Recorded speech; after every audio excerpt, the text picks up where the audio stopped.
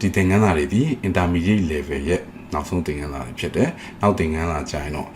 ဘာတွေလာမလဲဆိုတော့ advance ပေါ့နော် advance ဘက်မှာဆိုလို့ရှိရင်ကျွန်တော်ထည့်ချင်တာလေးတွေရှိတယ်ကျွန်တော်ခြံထားခဲ့တာ action ခြံထားတယ်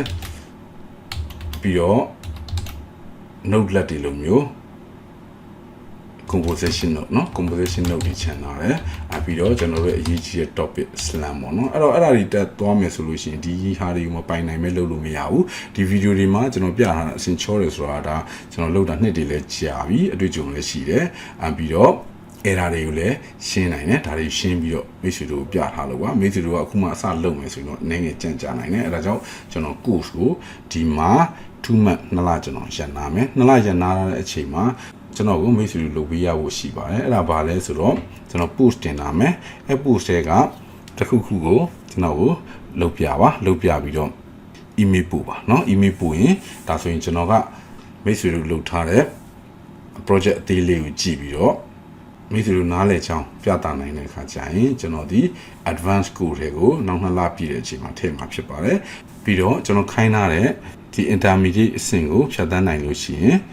ဒီ intermediate ရဲ့နောက်ဆုံးအဆင့်ကိုဖြတ်သန်းပြီးသွားပြီဖြစ်တဲ့အတွက်ကြောင့်ကျွန်တော် certificate လည်းထုတ်ပြီးမှဖြစ်ပါတယ်เนาะ certificate ကတော့ပြီးတော့အဲ့တော့ slam ကတော့ကျွန်တော် EECC နဲ့ထည့်ပေးမယ်slam ကို framework အပြင်တည်တင်တည်တိုက်ထားလေးတွေထည့်ပေးမယ်ပြီးတော့တခြား technology တွေလည်းထည့်ပေးမှာပေါ့နော်ပြီးတော့ micro ROS လည်းကျန်သေးတယ်အဲ့တော့ advanced ဘိုင်းမှာတည်ရဖို့ကအများကြီးရှိတယ်ဒါ main topic တွေဖြစ်ပါတယ်တကယ်တော့ main topic မဟုတ်တဲ့တခြားကောင်တွေလည်းအများကြီးရှိတယ်เนาะအဲ့တော့ရေးစီလေးလာပါသင်ခန်းစာတွေ lifetime ကျွန်တော်ပေးတာတော့အချိန်နဲ့ကန့်သတ်ထားတာမဟုတ်တော့လုံနိုင်ကြောင်းတော့ကျွန်တော်ပြပါဒါမှကျွန်တော်ဒီbeginner လား intermediate လား advanced လားကျွန်တော်ခွဲခြားပြီးလို့ရမှာအဓိကတော့ဒီ intermediate level ကเนาะဒီကျွန်တော် post တင်ထားတဲ့ mini project လေးတွေကိုလုပ်နိုင်လို့ရှိရင်တော့ဒါ intermediate level ကိုနားလည်တယ်လို့ယူဆတယ်အဲ့ပေါ့เนาะအဲ့လိုလူတွေကိုပဲကျွန်တော် advanced တဲ့ကို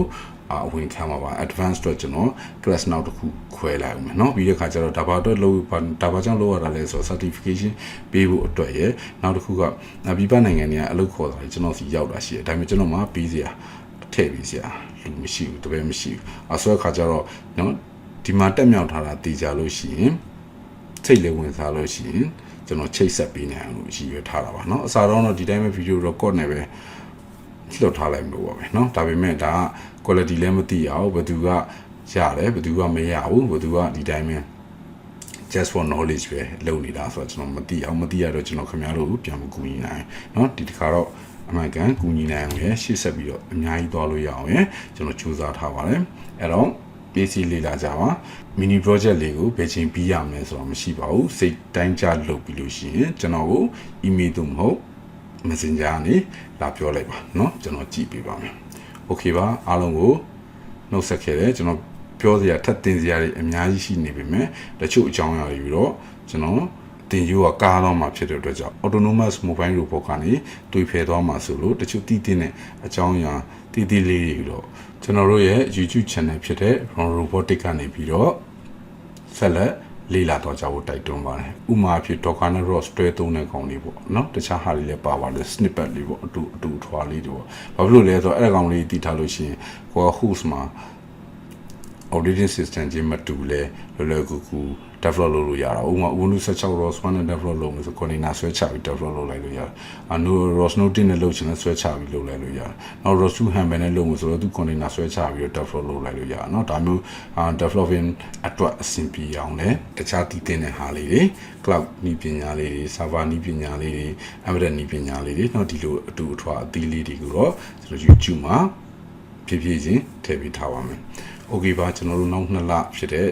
April လမှာပြန်ဆောင်ကြမယ် classroom ထဲမှာ post တင်ပြီးတော့လည်း discuss လုပ်နိုင်တယ်ဆွေးနွေးနိုင်တယ်အချင်းချင်းလည်းမေးမြန်းနိုင်တယ်ကိုဟာပဲကိုလိုရမလို့မဆိုလို့စူပေါင်းပြီးတော့စူပေါင်းပြီးတော့အဖြေရှာလို့ရပါတယ်ကျေးဇူးတင်ပါတယ်တည်ချင်တာလည်းရှိရင်မေးလို့ရပါတယ်